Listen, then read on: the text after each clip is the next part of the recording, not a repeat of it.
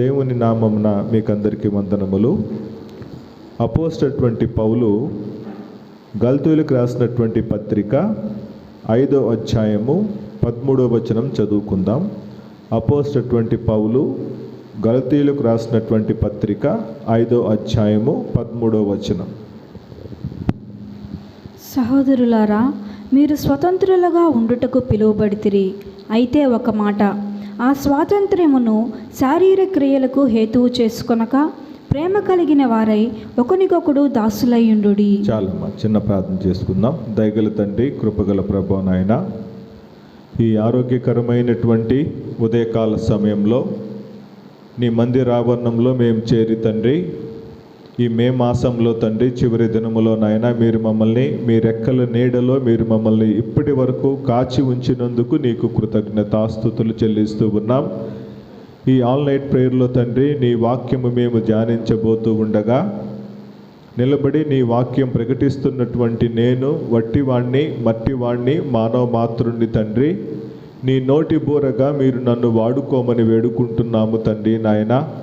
ఏ వాక్కుల ద్వారా అయితే మీరు మమ్మల్ని బలపరచాలని ఆశపడుతున్నారో, ఏ వాక్కుల ద్వారా అయితే మీరు మమ్మల్ని స్థిరపరచాలని ఆశపడుతున్నారో ఆ వాక్కులు మీరు మాకు అనుగ్రహించి మీ నామానికి ఘనత మహిమ ప్రభావాలు తెచ్చుకోమని ప్రభువైన యేసుక్రీస్తు నామమున అడిగి వేడుకుంటున్నాం తండ్రి, ఆమేన్. చదవబడినటువంటి వాక్య భాగాన్ని మనము గమనించినట్లయితే పౌలు భక్తుడు గలతీ సంఘానికి రాస్తూ ఆయన చెప్తున్నటువంటి మాటలు మనం చూస్తే, సహోదరులారా, మీరు స్వతంత్రులుగా ఉండుటకు పిలువబడితిరి. చదవబడినటువంటి ఈ వాక్య భాగాన్ని బట్టి మనము ధ్యానింపతలించినటువంటి ధ్యానాంశము స్వతంత్రులుగా ఉండుటకే పిలువబడినటువంటి జనాంగము అనేటటువంటి అంశం గురించి మనం ఇప్పుడు ధ్యానం చేసుకోబోతూ ఉన్నాం.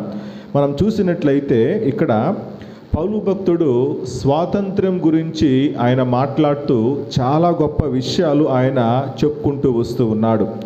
4వ అధ్యాయాన్ని మనం గమనించినట్లయితే గలతీయులకు రాసినటువంటి పత్రిక 4వ అధ్యాయంలో ఆయన ఇద్దరు వ్యక్తుల్ని మన ముందుకు తీసుకొని వస్తూ ఉన్నాడు. మొట్టమొదటిగా ఆయన హాగర్ను మన ముందుకు తీసుకొని వస్తూ ఉన్నాడు. అదే విధముగా ఆయన శారాను కూడా మన ముందుకు తీసుకొని వస్తూ ఉన్నాడు. 4వ అధ్యాయము 21 నుంచి 23 వరకు చదివినట్లయితే, ధర్మశాస్త్రమునకు లోబడి ఉండ గోరవారలారా, మీరు ధర్మశాస్త్రము వినుటలేదా? నాతో చెప్పుడి. దాసి వలన ఒకడును స్వతంత్రురాలి వలన ఒకడును ఇద్దరు కుమారులు అబ్రహామునకు కలిగిరని వ్రాయబడి ఉన్నది కదా. చాలండి. ఇక్కడ పౌలు భక్తుడు ఈ గలతీ సంఘానికి ఏం తెలియచేస్తూ ఉన్నాడు అంటే, దాసి వలన ఒకడును అదే విధముగా స్వతంత్రురాలి వలన ఒకడును అబ్రహాముకి ఇద్దరు కుమారులు దేవుడు అనుగ్రహించాడు. మొట్టమొదటి కుమారుడు ఇష్మాయేలు దాసి వలన కలిగినటువంటి కుమారుడు. రెండో కుమారుడు ఇస్సాకు వాగ్దానము చేత స్వతంత్రుడుగా పుట్టినటువంటి వాగ్దాన పుత్రుడుగా మనకి ఇక్కడ చెప్పబడుతూ ఉంది. 23వ వచనం కూడా చదువమ్మా. అయినను దాసి వలన పుట్టినవాడు శరీర ప్రకారము పుట్టెను, స్వతంత్రురాలి వలన పుట్టినవాడు వాగ్దానమును బట్టి పుట్టెను. చాలండి. దాసి వలన పుట్టినవాడు శరీర ప్రకారము పుట్టెను, స్వతంత్రురాలి వలన పుట్టినవాడు వాగ్దానమును బట్టి పుట్టెను. దాసి వలన అబ్రహాముకి ఒక బిడ్డను దేవుడు అనుగ్రహించాడు. ఆ బిడ్డ శరీరానుసారమైనటువంటి బిడ్డ అని ఇక్కడ చెప్తూ ఉన్నాడు. అదే విధముగా స్వతంత్రురాలి వలన అబ్రహాముకి దేవుడు ఒక బిడ్డను అనుగ్రహించాడు. ఆ బిడ్డను మనం చూసినట్లయితే వాగ్దానము వలన పుట్టినటువంటి వాగ్దాన పుత్రుడుగా మనకి ఇక్కడ చెప్తూ ఉన్నాడు. ఆయన పౌలు భక్తుడు గలతీ సంఘానికి ఈ విషయం గురించి రాస్తూ ఆయన చెప్పదలిచినటువంటి ఉద్దేశం ఏమిటంటే మీరందరూ కూడా శరీర సంబంధమైనటువంటి పుత్రులుగా మీరు పిలువబడలేదు. మీరందరూ కూడా స్వతంత్రులుగా ఉండుటకు పిలువబడినటువంటి వాగ్దాన పుత్రులు, వాగ్దాన సంతానము అనేటటువంటి అంశాన్ని పౌలు భక్తుడు గలతీ సంఘానికి తెలియచేస్తున్నట్లు మనం ఇక్కడ చూస్తూ ఉన్నాం. 28వ వచనం కూడా చదువుమా. సహోదరులారా, మనమును ఇస్సాకు వలె వాగ్దానమును బట్టి పుట్టిన కుమారులమై ఉన్నాము. చాలండి. పౌలు భక్తుడు చాలా స్పష్టంగా ఏం చెప్తూ ఉన్నాడంటే, మనందరము కూడా ఇస్సాకు వలె వాగ్దానము వలన పుట్టినటువంటి కుమారులమై ఉన్నాము. మనము దాసి వలన పుట్టినటువంటి శరీర సంబంధమైనటువంటి పుత్రులము కాము అనేటటువంటి విషయాన్ని చెప్తూ ఉన్నాడు. 29వ వచనం కూడా చదువుమా. అప్పుడు శరీరమును బట్టి పుట్టినవాడు ఆత్మను బట్టి పుట్టిన వానిని ఎలాగు హింస పెట్టెనో ఇప్పుడును అలాగే జరుగుచున్నది. చాలండి. శరీరమును బట్టి పుట్టినవాడు ఎవరు అంటే ఇష్మాయేలు. శరీరమును బట్టి బిడ్డను కన్నటువంటి స్త్రీ ఎవరంటే హాగరు. ఆత్మను బట్టి బిడ్డను కన్నటువంటి స్త్రీ ఎవరు అంటే శారా. ఆత్మను బట్టి కలిగినటువంటి బిడ్డ ఎవరు అంటే ఇస్సాకు.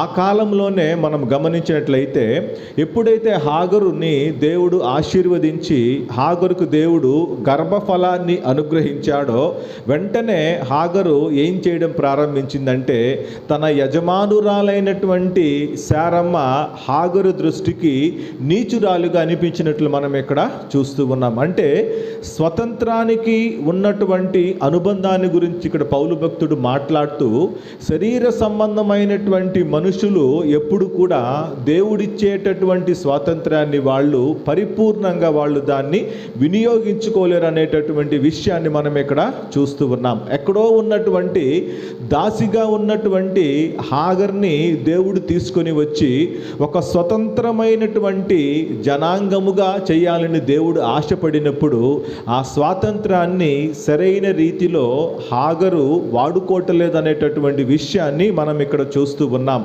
ఎప్పుడైతే హాగరు దేవుడిచ్చినటువంటి ఆ స్వాతంత్రాన్ని సరైన రీతిలో వాడుకోవటం లేదో, ఆమెకిచ్చినటువంటి ఆ స్వాతంత్రాన్ని దేవుడు తీసివేస్తున్నట్లుగా మనం ఇక్కడ చూస్తూ ఉన్నాం. 30వ వచనం కూడా చదువమ్మా. ఇందును గూర్చి లేఖనమేమి చెప్పుచున్నది? దాసిని దాని కుమారుని వెళ్ళగొట్టుము, దాసి కుమారుడు స్వతంత్రురాలి కుమారునితో పాటు వారసుడై ఉండడు. చాలండి. బైబిల్ మనకేం చెప్తూ ఉందంటే, వెంటనే శారమ్మ ఏం చేస్తూ ఉందంటే హాగర్ని దాని యొక్క కుమారుణ్ణి వెళ్ళగొట్టమని అబ్రహాముతో చెప్తూ ఉంది. అబ్రహాము వెంటనే దేవుడు తనకు సెలవిచ్చిన దేవుని చిత్త ప్రకారము అబ్రహాము హాగర్ను తన యొక్క కుమారుడైనటువంటి ఇష్మాయేలుని తరిమి వేస్తున్నట్లుగా మనం ఇక్కడ చూస్తూ ఉన్నాం. అలాగే దేవుడు మనకి ఇక్కడ ఏం చెప్తూ ఉన్నాడు అంటే, మీరు దాస్యములో పుట్టినటువంటి శరీర సంబంధమైనటువంటి మనుషులుగా మీరు పిలువబడలేదు, కానీ స్వతంత్రులుగా ఉండటకు మీరు వాగ్దాన సంబంధమైనటువంటి పుత్రులుగా మీరు పిలువబడ్డారు అనేటటువంటి అంశాన్ని ఇక్కడ ఆయన చెప్తూ, ఈ యొక్క 5వ అధ్యాయము 13వ వచనాన్ని ఏ భాగాన్ని మనం చూసినట్లయితే, మీరు స్వతంత్రులుగా ఉండుటకే పిలువబడితిరి అనేటటువంటి విషయం గురించి ఇక్కడ పౌలు భక్తుడు చెప్తూ ఉన్నాడు.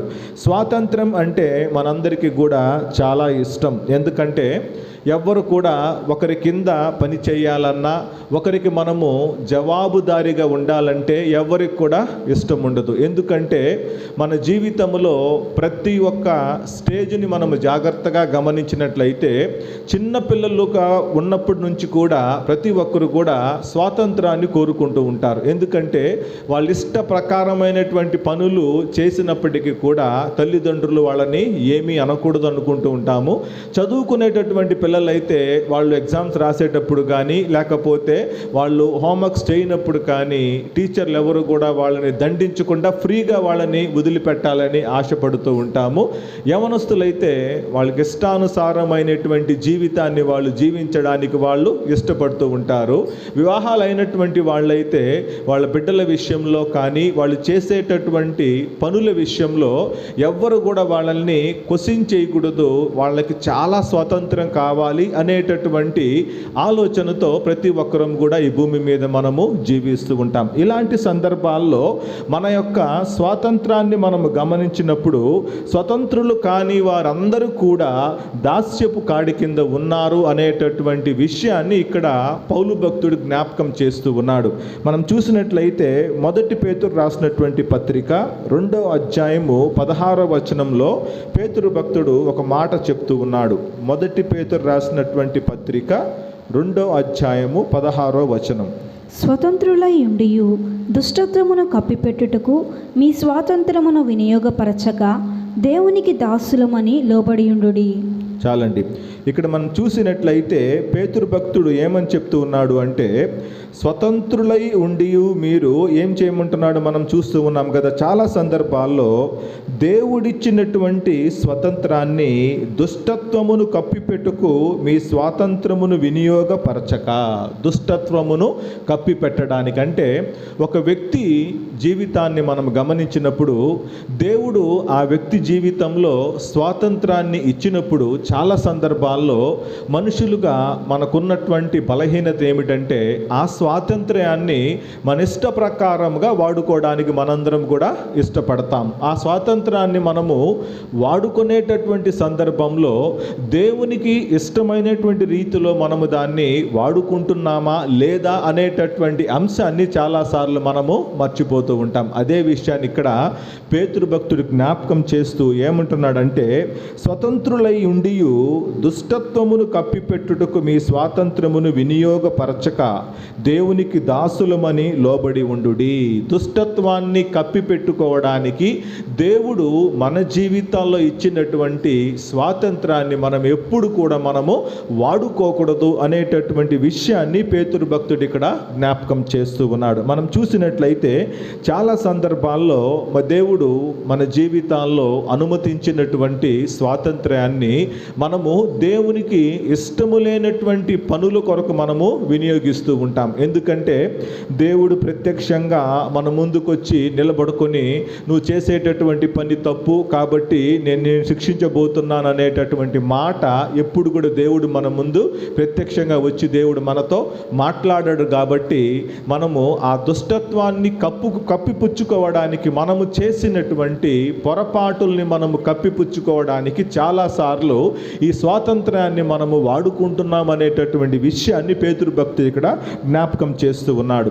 సమూయేలు 2వ గ్రంథము 13వ అధ్యాయాన్ని మనము గమనించినట్లయితే ఈ 13వ అధ్యాయములో మనకు అబ్షాలోము యొక్క సహోదరి అయినటువంటి తామారు మనకి ఇక్కడ కనిపిస్తూ ఉంది. అబ్షాలోము, తామారు, అమ్నోను ఈ ముగ్గురు యొక్క వ్యక్తుల యొక్క జీవితంలో జరిగినటువంటి సంఘటనను మనము గమనించినట్లయితే అబ్షాలోముకి ఉన్నటువంటి ఒక సహోదరి, చాలా సుందరి అయినటువంటి సహోదరి తామారు.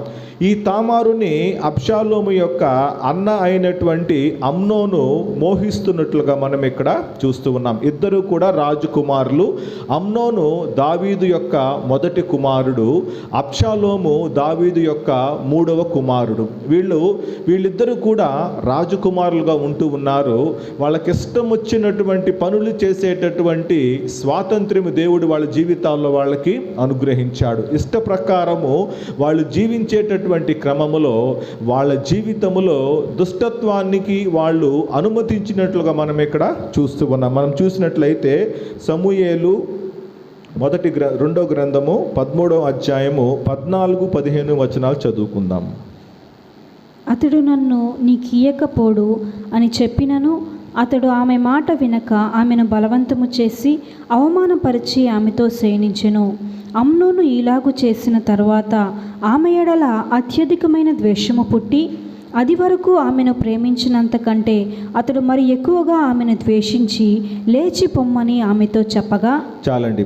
ఇక్కడ మనం చూసినట్లయితే అమ్నోను తన సహోదరి అయినటువంటి తామారుతో పాపము చేసిన తర్వాత దేవుడిచ్చినటువంటి స్వాతంత్ర్యాన్ని ఆయన ఏం చేస్తూ ఉన్నాడంటే పాపపు దాస్యపు కాడి క్రిందకి ఆయన్ని తీసుకుని వెళ్తున్నట్లుగా మనం ఇక్కడ చూస్తూ ఉన్నాం. స్వతంత్రంగా తన ఇష్టానుసారముగా బ్రతకగలిగేటటువంటి స్వేచ్ఛ అమ్నోనుకుంది.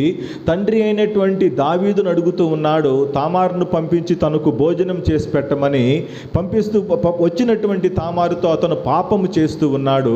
పాపము చేసిన వెంటనే అమ్నోను తనకున్నటువంటి స్వాతంత్ర్యాన్ని పోగొట్టుకుంటున్నట్లుగా మనం ఇక్కడ చూస్తూ ఉన్నాం. స్వాతంత్ర్యాన్ని పోగొట్టుకొని పాపపు యొక్క దాస్యపు కాడి కిందకి అమ్నోను వెళ్ళిపోతూ ఉన్నాడు. చాలా సందర్భాల్లో మన జీవితాల్లో దేవుడు మనకిచ్చినటువంటి స్వాతంత్ర్యాన్ని మనము పోగొట్టుకునేటటువంటి క్రమాన్ని మనము గమనిస్తే అది మన దృష్టికి తప్పులాగా అనిపించదు. కానీ ఆ యొక్క పాపపు దాస్యపు కాడి కిందకి మనము వెళ్ళిపోయిన తర్వాతే మనకు అనిపిస్తుంది దేవుడిచ్చినటువంటి స్వాతంత్ర్యాన్ని మనము సరైన రీతిలో మనము వాడుకోలేదనేటటువంటి విషయం మనకప్పుడు అర్థమవుతుంది. అమ్నోను కూడా ఈ తప్పు చేసిన తర్వాత అతను దావీదు తర్వాత రాజ్య పరిపాలనకు రావాల్సినటువంటి అమ్నోను ఏం చేస్తూ ఉన్నాడు అంటే ఈ పాపపు దాస్యపు కాడి కిందకి అతను వెళ్ళిపోతూ ఉన్నాడు.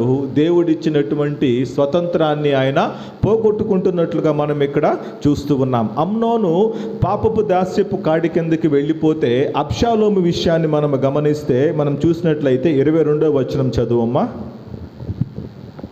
అబ్షాలోము తన అన్నయ్యగు అమ్నోనుతో మంచి చెడ్డలేమియూ మాట్లాడక ఊరుకుండెను గాని తన సహోదరి యగు తామారును బలవంతము చేసినందుకై అతని మీద పగయుంచెను. చాలండి. అబ్షాలోము విషయానికి మనం గమనించినట్లయితే అమ్నోను మీద అబ్షాలోము పగ ఉంచుకుంటున్నట్లుగా మనం ఇక్కడ చూస్తూ ఉన్నాం. సహోదరి అయినటువంటి తామారు పట్ల అమ్నోను ప్రవర్తించినటువంటి విధానాన్ని బట్టి ఇప్పుడు అబ్షాలోము అమ్నోను మీద పగ ఉంచుకొని అతనికి ఉన్నటువంటి స్వాతంత్ర్యాన్ని అతను పోగొట్టుకుంటున్నట్లుగా మనం ఇక్కడ చూస్తూ ఉన్నాం. ఇద్దరు వ్యక్తుల యొక్క జీవితాన్ని మనం గమనిస్తే ఒకే కుటుంబంలో ఉన్నటువంటి ఇద్దరు వ్యక్తులు స్వతంత్రముగా రాజ కుటుంబంలో ఉన్నటువంటి వ్యక్తులు వాళ్ళు దేవుడిచ్చినటువంటి స్వాతంత్ర్యాన్ని సరైన రీతిలో వాడుకోకుండా వాళ్ళ యొక్క దుష్టత్వాన్ని కప్పుకోవడానికి వాళ్ళ స్వతంత్రాన్ని వాళ్ళు వాడుకుంటున్నట్లు మనం ఇక్కడ చూస్తూ ఉన్నాము. అమ్నోన్ అయితే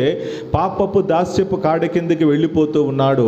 అబ్షాలోము జీవితాన్ని మనం గమనించినట్లయితే పగ అనేటటువంటి దాస్యపు కాడి కిందకి అబ్షాలోము వెళ్ళిపోతున్నట్లుగా మనం ఇక్కడ చూస్తూ ఉన్నాం. ఇద్దరి జీవితాలు కూడా నాశనమైపోతున్నట్లు మనం ఇక్కడ చూస్తూ ఉన్నాం. కాబట్టి మన జీవితాలని మనము పరిశీలన చేసుకున్నప్పుడు దేవుడిచ్చినటువంటి ఈ స్వతంత్రాన్ని ఏ యొక్క పాపపు దాస్యపు కాడి మన జీవితాల్లో ఆ స్వతంత్రాన్ని హరించి వేస్తుందో మనల్ని మనము పరిశీలన చేసుకోవాలి.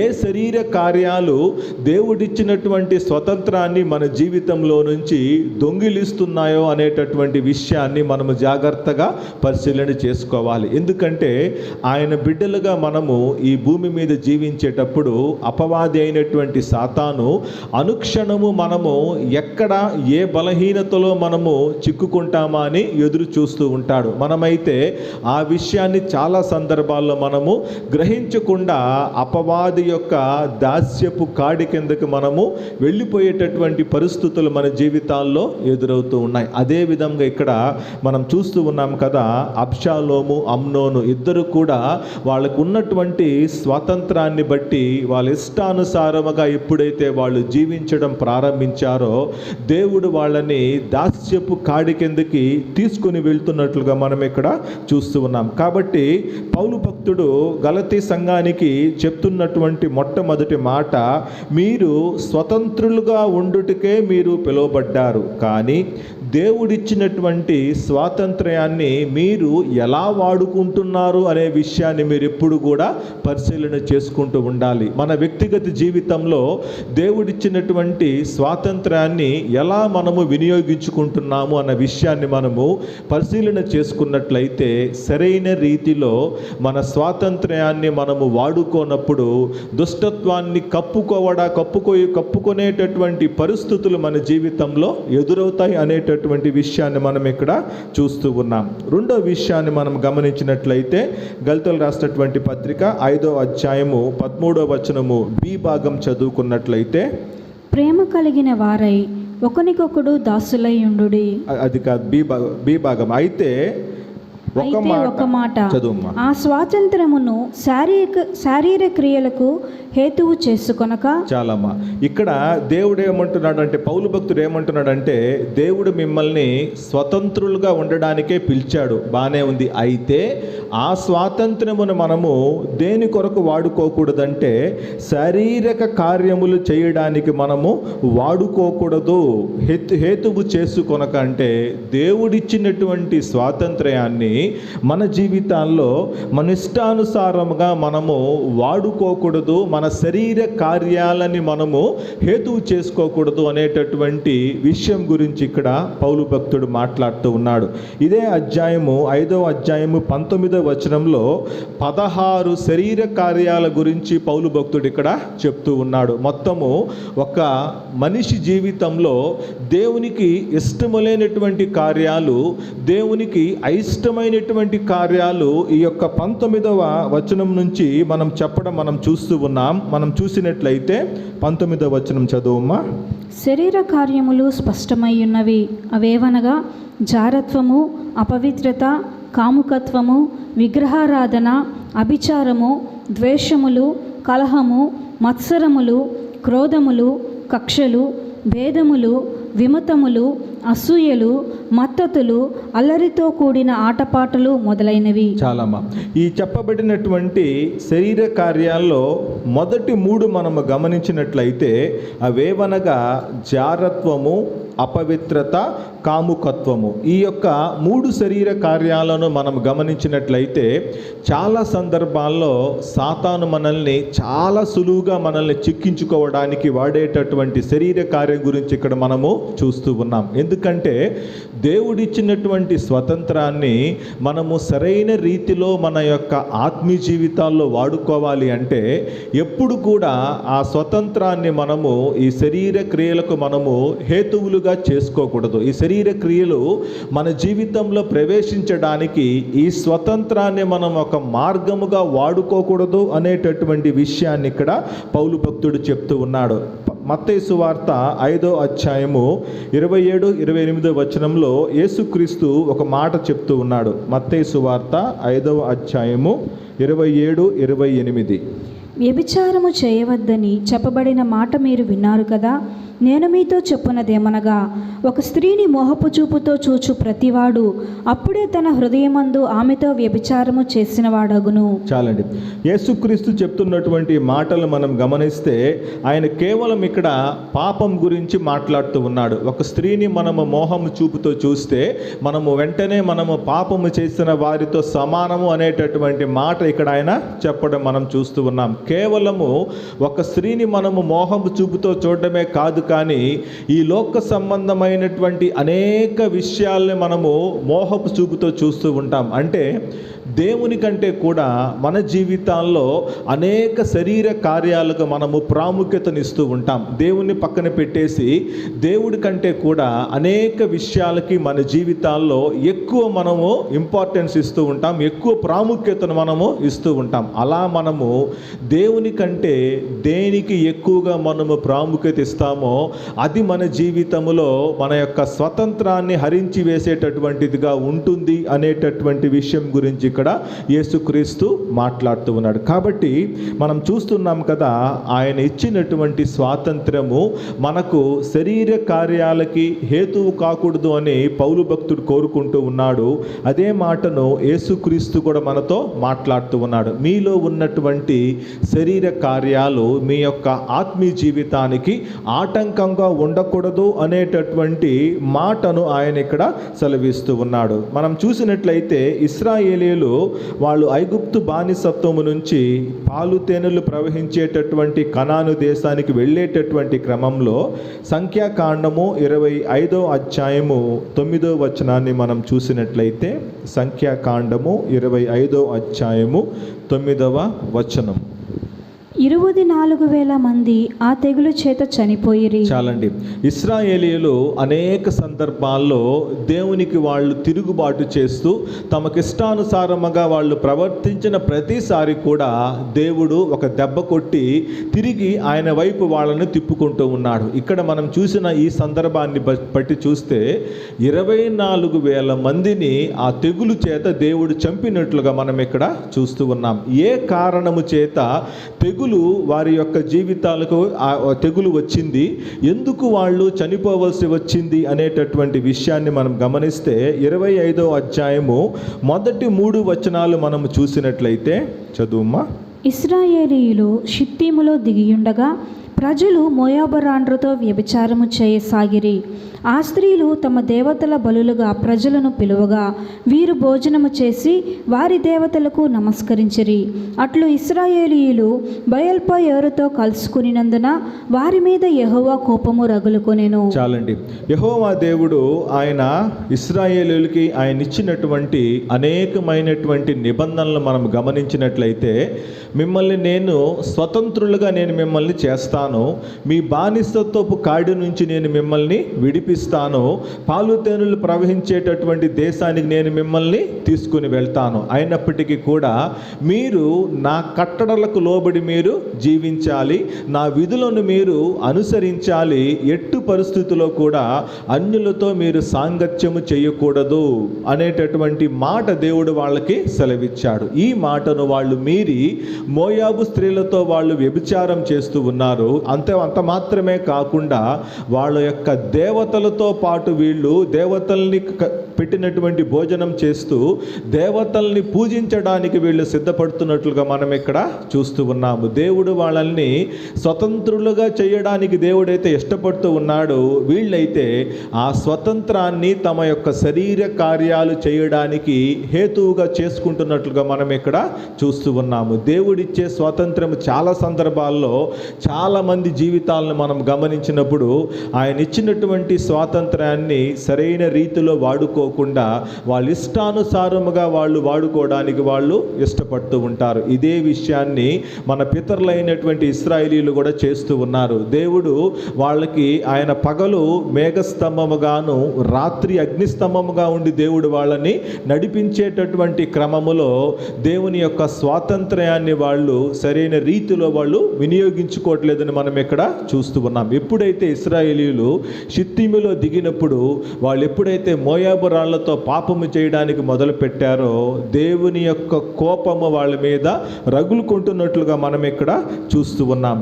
దేవుని యొక్క కోపము రగులుకున్నప్పుడు దేవుడు ఏం చెప్తున్నాడంటే మోషేతో, ఆ యొక్క ప్రతి సమాజపు యొక్క ప్రధానులు మీరు పిలిచి ఎవరైతే అన్యులతో సాంగత్యం చేస్తూ ఉన్నారో వాళ్ళని తీసుకొని వచ్చి సంహరించాలి అనేటటువంటి మాట యెహోవా దేవుడు మోషేకి సెలవిస్తూ ఉన్నాడు. ఎవరైతే పాపము చేస్తూ ఉన్నారో వాళ్ళందరినీ కూడా మీరు బయటికి తీసుకుని వచ్చి వాళ్ళని మీరు సంహరించాలి అనేటటువంటి మాట మనం ఇక్కడ చూస్తూ ఉన్నాం. 5వ వచనం చదువమ్మా. కాబట్టి మోషే ఇశ్రాయేలీయుల న్యాయాధిపతులను పిలిపించి, మీలో ప్రతివాడును బయల్పయోరుతో కలుసుకునిన తన వశములోని వారిని చంపవలెనని చెప్పెను. చాలండి. ఇప్పుడు మనం చూసినట్లయితే దేవుడు మోషేకి చెప్తూ ఉన్నాడు, మోషే ఇశ్రాయేలు న్యాయాధిపతులను పిలిచి ఎవరైతే బయల్పయోలు అంటే అన్యుల దేవతతో కలిసి వారిని పూజిస్తూ ఉన్నారో వాళ్ళని చంపాలి అనేటటువంటి ఆజ్ఞ యెహోవా దేవుని ద్వారా మోషేకి వచ్చింది. మోషే అదే ఆజ్ఞను ఆ యొక్క సమాజ పెద్దలకు తెలియచేస్తూ ఉన్నాడు. తెలియచేసేటటువంటి క్రమాన్ని మనం గమనిస్తే 6వ వచనం చదువుకుందాం. ఇదిగో మోషే కన్నుల ఎదుటను ప్రత్యక్షపు గుడారము యొక్క ద్వారమునొద్ద ఏడ్చుచుండిన ఇశ్రాయేలీయుల సర్వ సమాజము యొక్క కన్నుల ఎదుటను ఇశ్రాయేలీయులలో ఒకడు తన సహోదరుల యొద్దకు ఒక మిద్యాను స్త్రీని తోడుకొని వచ్చెను. చాలండి.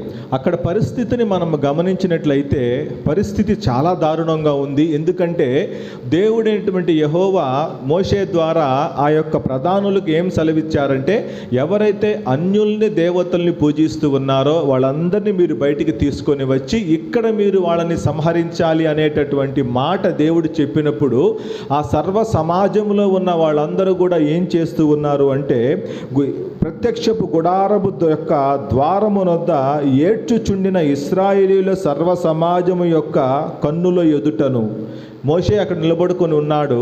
ఆ ఎవరైతే ఈ యొక్క బయల్పేరునికి పూజిస్తున్నారో వాళ్ళందరినీ చంపడానికి మనుషులు తీసుకొచ్చినప్పుడు వాళ్ళ కుటుంబీకులందరూ కూడా నిలబడుకొని అక్కడ వాళ్ళందరూ కూడా ఏడుస్తూ ఉన్నారు. ఇలా అక్కడ ఉన్నటువంటి పరిస్థితులన్నిటినీ పక్కన పెట్టేసి ఒక వ్యక్తి ఇశ్రాయేలీలో ఒకడు వెళ్ళి ఒక మిద్యాను స్త్రీని తీసుకొని వస్తున్నట్లుగా మనం ఇక్కడ చూస్తూ ఉన్నాం. దేవుడిచ్చినటువంటి స్వాతంత్రాన్ని తమ ఇష్టానుసారముగా ఎప్పుడైతే వాళ్ళు వాడుకోవడానికి ప్రారంభిస్తారో దేవుని యొక్క ఉగ్రత వాళ్ళ మీదకి ఎలా ఉంటుందో అనేటటువంటి దాన్ని ఎవ్వరు కూడా ఊహించలేరు. దేవుడు చెప్పాడు, మీరు తప్పు చేశారు, మీరు పాపం చేశారు కాబట్టి మీరు శిక్షకు పాత్రులు అని దేవుడు సెలవిచ్చిన తర్వాత కూడా మోషే నిలబడుకుని ఉన్నాడు.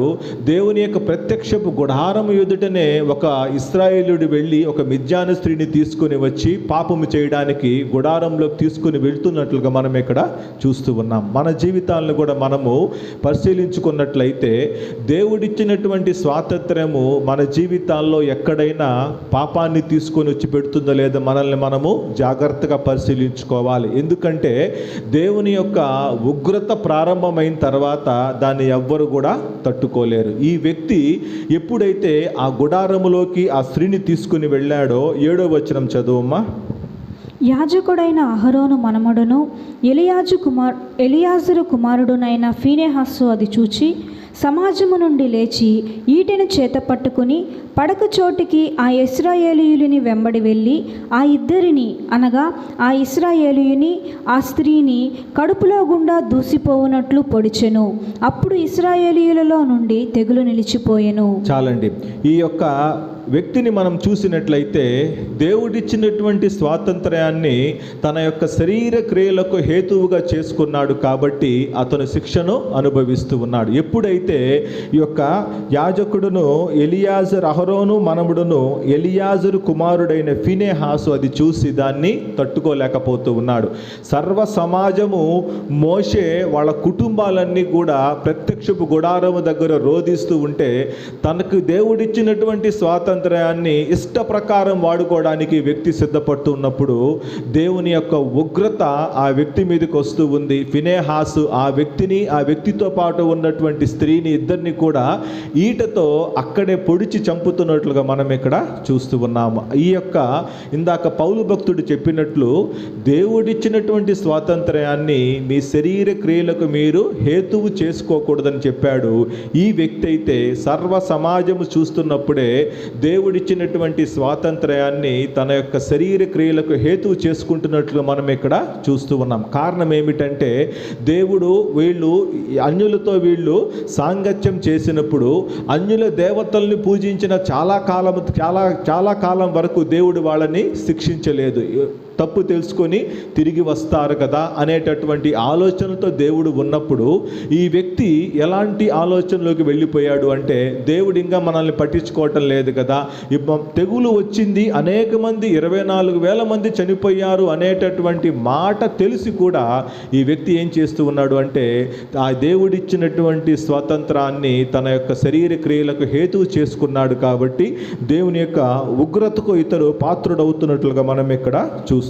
కాబట్టి మన జీవితాలను కూడా మనం పరిశీలించుకున్నట్లయితే దేవుడిచ్చినటువంటి స్వాతంత్రము ఎక్కడైనా మన జీవితాల్లో శరీర క్రియలకు హేతు అవుతున్నట్లయితే దాన్ని మనం ఖచ్చితంగా సరి చేసుకోవాలనేటటువంటి మాట దేవుడు సెలవిస్తూ ఉన్నాడు. చివరిగా మనం చూసినట్లయితే గల్తీయులకు రాసినటువంటి పత్రిక 5వ అధ్యాయము 13వ వచనం చివరి భాగం చదువుమా. ప్రేమ కలిగిన వారై ఒకరినొకడు దాసులయుండుడి. చాలండి. పౌలు భక్తుడు ఇక్కడ ఏమి కలిగి ఉండమంటున్నాడో మనము జాగ్రత్తగా గమనిస్తే, మీరు ఆస్తిపాస్తులు కలిగిన వారై అని చెప్పట్లేదు, అందము సౌందర్యము కలిగిన వారై అని చెప్పట్లేదు, సుఖము సంతోషము కలిగిన వారై అని చెప్పట్లేదు, ఈ దుఃఖము బాధ కలిగిన వారై ఉండమని చెప్పట్లేదు. వీటన్నిటికంటే మించినటువంటి అనుభవం గురించి ఇక్కడ పౌలు భక్తుడు చెప్తూ ఉన్నాడు. ప్రేమ కలిగిన వారై ఉండి ఏమంటున్నాడు? ఒకరినొకడు దాసుడై ఉండుడి. ప్రేమ కలిగి ఒకరికొకరు మనము దాసులమైనట్లుగా ఒక వ్యక్తిని మనము ప్రేమించాలి అనేటటువంటి మాట గురించి ఇక్కడ పౌలు భక్తుడు చెప్తూ ఉన్నాడు. బైబిల్ గ్రంథంలో ప్రేమకు అనేక రకములైనటువంటి ఉదాహరణలు మనందరికీ కూడా తెలుసు. దేవుడు ప్రేమ స్వరూపి, దేవుడు ప్రేమ అయి ఉన్నాడు, ఆయన మనల్ని ఎంతగానో మనల్ని ప్రేమిస్తూ ఉన్నాడు, మన కొరకు ఆయన తన ప్రాణాన్ని సహితం పెట్టాడు అనేటటువంటి మాట మనందరికీ కూడా తెలుసు. కానీ వినడానికి ఇవి చాలా చక్కగా ఉంటాయి, కానీ ఆచరించేటటువంటి పరిస్థితులు మనకు ఎదురైనప్పుడు మనం వాటిల్ని ఆచరించలేము. ఎదుటి వ్యక్తుల మీద మనము ప్రేమను చూపించలేము. మనకు చాలా కారణాలు ఉంటాయి, చాలా పెద్ద లిస్టు మన దగ్గర ఉంటుంది ఎందుకు మనము వాళ్ళని ప్రేమించలేకపోతున్నాము అని చెప్పడానికి. చాలా కారణాలు మనకు ఉంటాయి. దేవుడు కూడా మన విషయంలో దేవుడు మనల్ని ఎందుకు ప్రేమించలేకపోతున్నాడు అని చెప్పడానికి లిస్టు తీసుకుంటే చాలా పెద్ద లిస్ట్ ఉంటుందేమో, పేపర్ కూడా చాలదేమో రాయడానికి. కానీ ఇక్కడ పౌలు భక్తుడు ఏమంటున్నాడంటే, మీరు ప్రేమ కలిగిన వారై ఉండి ఒకరినొకడు దాసులై ఉండండి అనేటటువంటి గొప్ప మాట ఇక్కడ ఆయన చెప్తున్నట్లుగా మనం ఇక్కడ చూస్తూ ఉన్నాం. పౌలు భక్తుడు ఎఫెసీ సంఘానికి రాస్తూ 3వ అధ్యాయము 18వ వచనంలో ఒక చక్కటి మాట చెప్తూ ఉన్నాడు. ఎఫెసీ పత్రిక 3వ అధ్యాయము 18వ వచనం.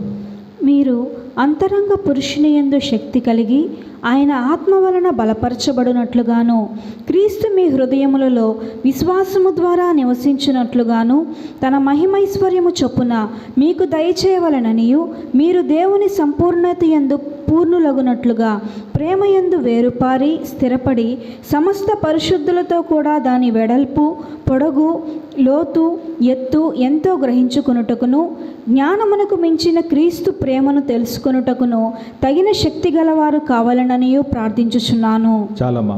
ఇక్కడ పౌలు భక్తుడు ఎఫెసీ సంఘానికి రాస్తూ కొన్ని అమూల్యమైనటువంటి అనుభవాలు ఎఫెసీ సంఘానికి తెలియజేస్తూ ఉన్నాడు. 18వ వచనం చూసినట్లయితే, క్రీస్తు మీ హృదయములలో విశ్వాసము ద్వారా నివసించున్నట్లుగాను.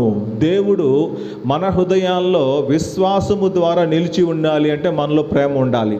విశ్వాసానికి ప్రేమకి ఉన్నటువంటి సంబంధం ఏమిటి అనేటటువంటి విషయాన్ని మనం గమనిస్తే, ఆయన మన హృదయాల్లో విశ్వాసము ద్వారా నిలిచి ఉండాలి అంటే మనము ఖచ్చితముగా ప్రేమ కలిగిన వారమై ఉండాలి అనేటటువంటి మాటను చెప్తూ ఉన్నాడు.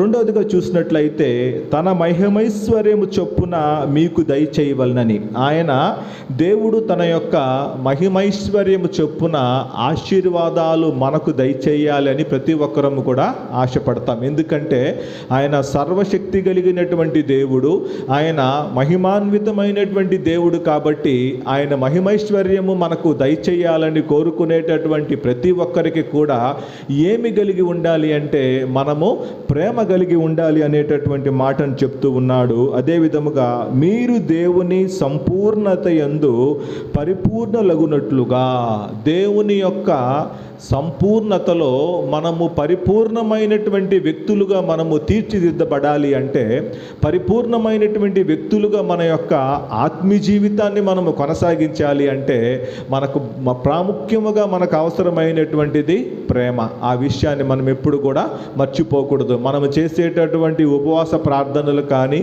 మనము చేసేటటువంటి విజ్ఞాపన ప్రార్థనలు కానీ పరిపూర్ణమైనటువంటి స్థితిలోకి మనల్ని తీసుకొని రావాలి అంటే వీటన్నిటికీ మించినటువంటిది దేవుని దేవుని యొక్క ప్రేమ అనేటటువంటి విషయాన్ని మనం ఇక్కడ చూస్తూ ఉన్నాం. ఇంకా ఏమంటున్నాడంటే, ప్రేమయందు వేరు పారి స్థిరపడి సమస్త పరిశుద్ధులతో కూడా దాని వెడల్పు పొడుగు లోతు ఎత్తు ఎంతో గ్రహించుకొనుటకు ప్రేమయందు మనము వేరు పారి మనము స్థిరపడాలి. దేవుని యొక్క ఈ చెప్పబడినటువంటి 3 అనుభవాలు మన జీవితాల్లో ఉండాలి అంటే, మొట్టమొదటిగా మీ హృదయంలో విశ్వాసము ద్వారా ఆయన మన హృదయాల్లో నివసించాలి అంటే మన ప్రేమయందు మనము వేరుపారి ఎదగాలి.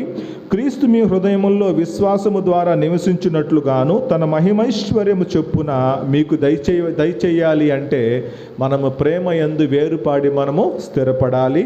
అదే విధముగా మనము దేవుని యొక్క సంపూర్ణత యందు మనము పూర్ణులు అవ్వాలి అంటే ప్రేమయందు మనము వేరుపారి మనము స్థిరపడాలి. అదేవిధంగా ఇంకా ఏం చెప్తున్నాడంటే, సమస్త పరిశుద్ధులతో కూడా దాని యొక్క వెడల్పు పొడుగు లోతు ఎత్తు ఎంతో గ్రహించుకొనుటకు అంటే పరిశుద్ధుల యొక్క జీవితాలని దేవుడి యొక్క పరిశుద్ధ గ్రంథములో పొందుపరిచాడు. ఈ పరిశుద్ధుల యొక్క జీవితాల ద్వారా ప్రేమ యొక్క లోతు ఎంతో, దాని యొక్క ఎత్తు ఎంతో, వెడల్పు ఎంతో తెలుసుకునేటటువంటి భాగ్యాన్ని దేవుడు మనకు ఇచ్చాడు. అనేక రకములైనటువంటి వాక్యాలు మనం అందరం కూడా ప్రేమ గురించి మనం వింటూ ఉంటాము. అనేక రకాలైనటువంటి సందేశాలను మనము గ్రహిస్తూ ఉంటాం. కానీ ఆచరణ దగ్గరకు వచ్చేసరికి ఈ యొక్క ప్రేమయందు వేరుపారేటటువంటి అనుభవాలు చాలామంది జీవితాల్లో మనకు కనిపించవు. ఎందుకంటే ఎదుటి వ్యక్తుల యొక్క బలహీనతల్ని బట్టి వాళ్ళని ప్రేమించలేనటువంటి పరిస్థితులు మన జీవితాల్లో ఉంటూ ఉంటాయి. ఎప్పుడైతే ఈ పరిస్థితిని మనము అధిగమించగలమో, ఎప్పుడైతే ఈ పరిస్థితిని మనము దాటుకొని మనము ముందుకు వెళ్ళగలమో అప్పుడే మనము ప్రేమయందు వేరుపారి స్థిరపడినటువంటి అనుభవంలోకి మన యొక్క ఆత్మీయ జీవితాలు వస్తాయి అనేటటువంటి మాటని ఇక్కడ పౌలు భక్తుడు సెలవిస్తూ ఉన్నాడు. ఇవ్వడమే కాకుండా 19వ వచనం కూడా చదివినట్లయితే చదువుమా. జ్ఞానమునకు మించిన క్రీస్తు ప్రేమను తెలుసుకొనుటకును తగిన శక్తి గలవారు కావాలననియు ప్రార్థించుచున్నాను. ఏమని చెప్తున్నాడు పౌలు భక్తుడు ఇక్కడ? జ్ఞానముకు మించినటువంటి క్రీస్తు ప్రేమ అంటే దేవుని యొక్క ప్రేమ మనలో ఉంటే అది మనకు జ్ఞానాన్ని కలుగజేస్తుంది. ఆ విషయాన్ని చాలా సందర్భాల్లో మనము మర్చిపోతూ ఉంటాం. ఒక వ్యక్తి చేసినటువంటి పొరపాటును బట్టి ఆ వ్యక్తిని మనము తిరిగి ప్రేమించడం ప్రారంభిస్తే అందరి దృష్టిలో మనం ఎలాంటి వారిగా కనిపిస్తాము? చేతవాని వారిగా మనము కనిపిస్తాము, జ్ఞానము లేని వారిగా మనము కనిపిస్తాం. కానీ ఇక్కడ పౌలు భక్తుడు ఏమంటాడంటే, జ్ఞానమునకు మించిన క్రీస్తు ప్రేమ అంటే మీకున్నటువంటి తెలివితేటలు, మీకున్నటువంటి శక్తి సామర్థ్యాలు, మీకున్నటువంటి అన్ని రకాలైనటువంటి అనుభవాలను మీరు పక్కన పెట్టేసి వాటన్నిటికంటే కూడా మించినటువంటిది ఏమిటంటే క్రీస్తు ప్రేమ. ఇదే అనుభవం గురించి పౌలు భక్తుడు గలతీ సంఘంతో కూడా మాట్లాడుతూ ఏమంటున్నాడంటే, ప్రేమ కలిగిన వారై ఒకనికొకడు దాసులై ఉండుడి అంటే ఎదుటి వ్యక్తుల్ని క్షమించడంలో మనము వాళ్ళకి దాసులమైనటువంటి అనుభవంలోకి మనము రావాలని దేవుడు ఇక్కడ కోరుకుంటూ ఉన్నాడు. యేసుక్రీస్తు సిలువ వేయడానికి అప్పగించబడక ముందు తన యొక్క 12 మంది శిష్యుల్ని పిలిచి వాళ్ళందరి యొక్క పాదాలను ఆయన కడుగుతూ ఉన్నాడు. అంటే నేను మీకందరికీ కూడా నేను శిష్యుడిగా ఉండడానికి నేను సిద్ధపడుతూ ఉన్నాను. మీరు కూడా నా సువార్తను ఈ లోకములో మీరు చాటి చెప్పేటటువంటి వ్యక్తులుగా వెళ్తూ ఉన్నారు కదా, మీరు కూడా దేవుని ప్రేమను చాటి చెప్పేటటువంటి దాసులుగా మీరు ఉండాలి అనేటటువంటి అనుభవం గురించి ఇక్కడ పౌలు భక్తుడు మాట్లాడుతూ ఉన్నాడు. మన జీవితాలను కూడా మనము పరిశీలన చేసుకున్నట్లయితే దేవుడిచ్చినటువంటి స్వాతంత్ర్యము మన జీవితంలో ప్రేమను కలిగిస్తుందా లేదా అన్న విషయాన్ని మనము గ్రహించాలి. దేవుడిచ్చినటువంటి స్వాతంత్ర్యములో ప్రేమ లేకపోతే అది నిష్ఫలం అనేటటువంటి విషయాన్ని మనము గుర్తుంచుకోవాలి. దేవుడిచ్చినటువంటి స్వాతంత్ర్యాన్ని బట్టి దేవుడిచ్చిన స్వాతంత్ర్యాన్ని మనము సరైన రీతిలో వాడుకుంటూ ఎదుటి వ్యక్తుల్ని మనము ప్రేమించలేకపోతే అది ఎలాంటి బలహీనత అయినా సరే సరే ఎదుటి వ్యక్తుల్ని మనము ప్రేమించలేకపోతే ఖచ్చితంగా ఆ స్వాతంత్ర్యానికి ఎలాంటి ఉపయోగం ఉండదు అనే విషయాన్ని మనము గ్రహించాలి. చాలా సందర్భాలు మన జీవితాల్లో ఎదురైనప్పుడు మనకు అప్పుడప్పుడు అనిపిస్తూ ఉంటుంది, వీళ్ళని మేము క్షమించగలమా, తిరిగి వీళ్ళతో మేము సాధారణంగా మాట్లాడగలమా అనేటటువంటి ఆలోచన మనకు కలుగుతుంది. అలాంటి ఆలోచన కలుగుతుందంటే అర్థం ఏమిటంటే మన స్వాతంత్ర్యాన్ని మనమే పాడు చేసుకుంటున్నామన్న విషయాన్ని మనము గ్రహించాలి. ఇక్కడ పౌలు భక్తుడు ఏం చెప్తున్నాడు అంటే, మీరు కేవలము ప్రేమ కలిగి ఎదుటి వ్యక్తుల్ని మీరు ప్రేమించడం మాత్రమే చెప్పట్లా, ప్రేమ కలిగి ఒకడినొకడు దాసులై ఉండుడి అనేటటువంటి మాటను ఇక్కడ జ్ఞాపకం చేస్తున్నాడు. అంటే మన యొక్క ప్రేమించేటటువంటి స్థాయి ఎక్కడికి వెళ్ళాలి, ఎక్కడి వరకు వెళ్ళాలి అంటే ఒక దాసుడు ఎంతగా తనను తాను తగ్గించుకుంటాడో అంతవరకు మనము ప్రేమించడానికి మనము సిద్ధపడాలనేటటువంటి విషయం గురించి ఇక్కడ పౌలు భక్తుడు మాట్లాడుతున్నాడు. కాబట్టి పౌలు భక్తుడు చెప్పిన విధముగా మనము స్వతంత్రులుగా ఉండుటకే మనము పిలువబడ్డాము. అదే విధముగా ఆ స్వతంత్రాన్ని మనము శరీర క్రియలకు మనము హేతువు చేసుకోకూడదు. మూడవదిగా ప్రేమ కలిగిన వారై ఒకరినొకడు దాసులై ఉండుడి అనేటటువంటి విషయాన్ని పౌలు భక్తుడు మనకు జ్ఞాపకం చేస్తున్నాడు. ఇలాంటి ఆత్మీయ అనుభవం దేవుడు మన జీవితంలో అనుగ్రహించునుగాక. ఆమెన్. దేవుడి ఈ వాక్యమును మన వెనుకిడిలో దీవించునుగాక. ఆమెన్.